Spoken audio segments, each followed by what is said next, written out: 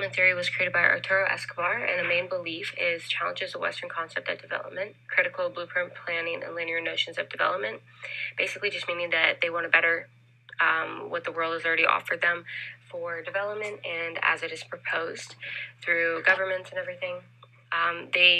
Another main belief is they bring attention to injustice. They don't want any person to feel less than, and that is huge for their success. Another main belief is once development happen in all areas of the world, they're not subject to one area and trying to overtake it there, but they're trying to take control in every area. Historically, how this theory came to happen was they looked at the failure of development practices informed by modernization and neoliberalism, and they thought they could do better, especially Arturo Escobar. It definitely uses the Gandhian strand to help build it. The rise of postmodern thought is another historical concept as to why it was created. And then the last historical concept is emergence of critical social movements in Latin America and other parts of the global south. They noticed that there was a need for a new type of development and a need for someone else's power.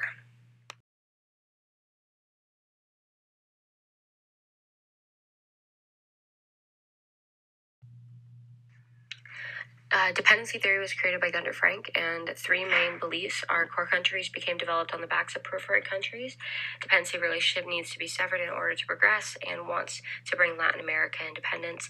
All of those are essentially saying that in order for the poor and more undeveloped countries to grow as a nation, they have to be severed and cut off from the core countries, because the core countries often abuse the relationship between rich countries abuse the attention and the resources of poor countries because they know that they need the richer countries in order to survive financially as a nation. And dependency theory is basically trying to stop that. Historical concepts and backing up this theory and why it was created was executing the task of helping underdeveloped areas and a reaction to modernization theory. They wanted Marsization theory was basically just talking about undeveloped countries are backwards in thinking, and dependency theory wanted to challenge that by saying that they actually do know what they're doing. They just need enough resources in order to do what they need to do as a nation to thrive.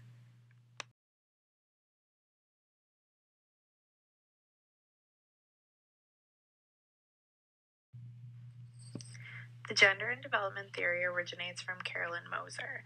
The main beliefs within the theory are approaching development through an intersectional lens. Through this lens, the theory explores the relationship of gender with class, race, ethnicity, and sex, and how they come together to form ideals around development. Within the theory, men and women work together to change unequal gender relations. This theory tries to avoid making generalized assumptions about ideal households, responsibilities, and power dynamics to remove the sense that there is only one approach to development. These theorists are often concerned about topics like the redistribution of power and resources, equal voices being heard during decision-making opportunities, and gender equality when it comes to land and property rights. The theory's historical context focused on intersectionality and was born in the 1980s from dissatisfaction with the women in development and women and development theories that preceded it. The former theories focused solely on women and their place within the economy or class structure. The gender and development theory draws from post-colonial theories to expand wid and wad ideas into social justice spaces from the intersectional lens that it views development with.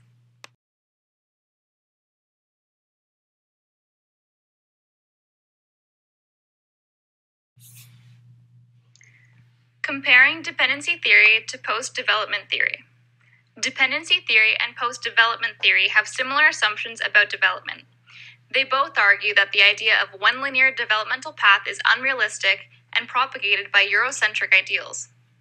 Post-developmental theory takes it a bit further, focusing on how the idea of development has become highly influenced by Western values that mask themselves as neutral universal truths. From an economical standpoint, post-development theory regards those universal truths as barriers to economical growth through restricting the sharing of ideas that may contradict those supposed truths. Whereas dependency theory is more concerned with the everyday occurrence of resources leaving the poor periphery areas to go to the core, rich metropoles at the periphery's expense. Dependency theorists see this exploitation of the periphery as inevitable due to the nature of the market. Both theories highlight the world market cycle of exploitation and dependency, but do not attribute it to human nature. Instead, they each strive for their own solutions. Dependency theory calls for radical change, for the peripheral countries to sever any dependency ties to the core countries. Only through revolution can such change take place. Post-development theorists take a more subtle call to action, through encouraging open discussion and redefining the term development to start the conversation on the right track.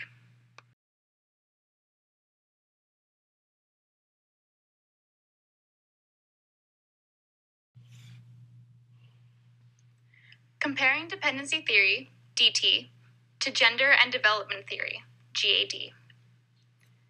Assumptions about development. While dependency theory focuses on the inequality between countries created by the West's search for development through markets, gender and development explores how gender suppression and gender roles have been disregarded in previous developmental conversations, and how their lack of acknowledgement slowed development down. This theory, unlike dependency theory, applies the lens of intersectionality to the topic of development.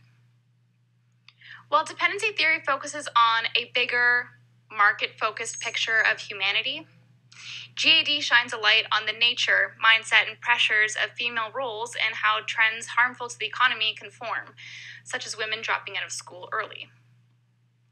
From an economical standpoint, both theories criticize capitalism and markets. Dependency theory analyzes the economical exploitation of periphery countries by core countries through resources. And GAD states how the capitalist economy is based on the exploitation of women's unpaid labor. Moving forward, dependency theory, as mentioned before, calls for revolution to overthrow the capitalist structure that exploits other countries and creates inequality. GAD also sees benefit in moving on from capitalism, such as the removal of the patriarchy. Overall, the two theories have very different focuses and ideas, but both are rooted in criticizing previous theories, such as modernism, and capitalism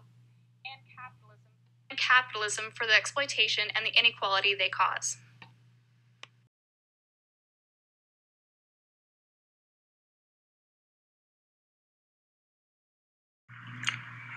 Gender and development vs. post-development theory.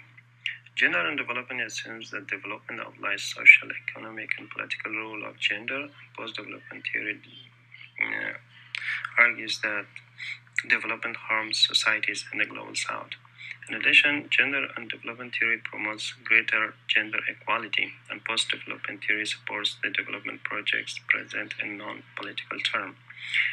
Economist Amartya Sen suggests that tolls should be given to the victims of poverty and discrimination.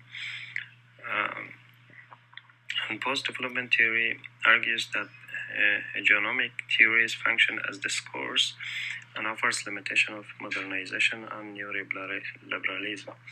Fair and equitable development is the goal of gender and development, and post-development theories take to social change.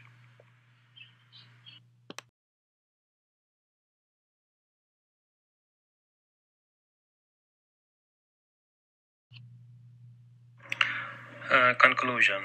The similarities among gender and development, post-development, and dependency theory is that the idea originally came from the experience of the global south. At the same time, they disagree with modernization theory, and they try to bring attention for injustices. At the same time, they would like redefine the development. And the differences is on reaction, difference of perception, area of focus. And gender and development focus on the role of gender, and dependency focuses over the relationship between the core and periphery countries. And their perception is also different. Dependency theory concerned over economic factors, and post-development and gender and development focus over critical social change. And the reaction and motivation behind the theory is different, and gender and development mostly came because they were dissatisfied with women and gender, women and development, and women in development theories. And the motivation behind the post development was the social change in general.